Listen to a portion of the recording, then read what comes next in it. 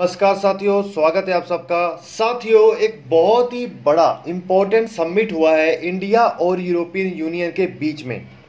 इसकी इंपॉर्टेंस के बारे में इससे पता चलता है कि इंडिया से पहले ये यूरोपियन यूनियन का समिट अभी तक अमेरिका के राष्ट्रपति के साथ ही हुआ है। तो ये बताता है कि भारत आज के वक्त में कितना ताकतवर देश बन चुका है कि अमेरिका के बाद किसी दूसरे बड़े देश के अलावा भारत को चूज किया जा रहा है समिट के लिए।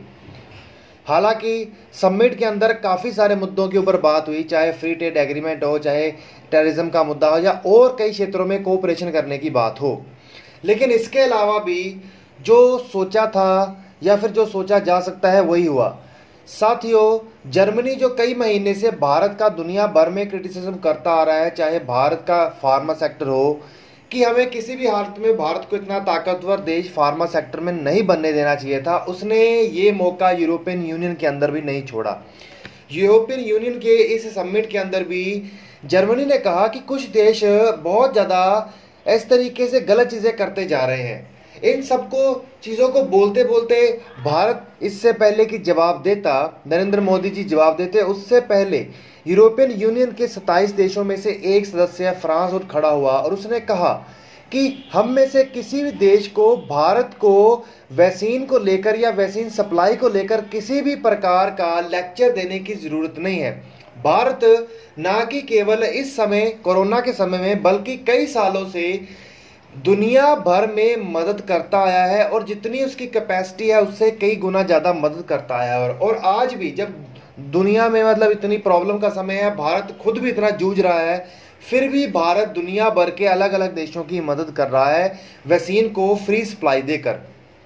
तो ये देश अक्सर क्या करते थे कि भारत को कहते थे कि भारत में अमीर गरीब का बहुत भेदभाव है, ह्यूमन राइट्स को लेकर सवाल उठाते थे। आज ये देश खुद ही अपने चाल के घेरे में फंस गए और भारत ने जब ये बाउंस बैक दिया तो प्रधानमंत्री मोदी भी भरे हुए थे और उन्होंने भी जवाब दिया कि हम सबको इस वक्त अमीर गरीब अपने फायदे के बारे में नहीं सोचना चाहिए, बल्कि हम सबको जो ये वैक्सीन के ऊपर पेटेंट है इसको हटाकर दुनिया भर में यह वैक्सीन को बनाकर सप्लाई करना चाहिए ताकि जन जन का मदद हो सके।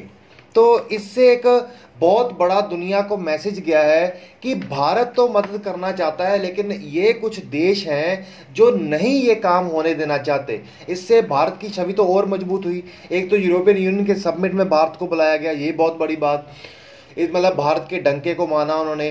दूसरी तरफ पूरी दुनिया में इनमें से कुछ देशों ने अपना क्रिटिसिज्म खुद ही करवा लिया। और इसके अलावा जो सबसे बड़ी बात है, और इसके अलावा यूरोपियन यूनियन ने पाकिस्तान को भी आतंकवाद के मुद्दे पर लताड़ा।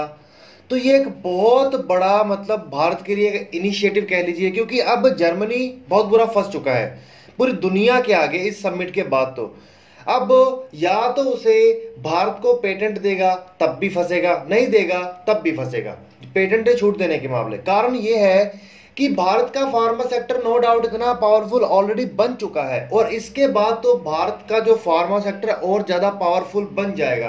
तो अब तो एक ही है कि पूरी दुनिया में अपनी इज्जत बचा ले जर्मनी। तो चलिए साथियों, इसी के साथ अंत करते हैं। चैनल को सब्सक्राइब करिए रोज के अपडेट्स के लिए।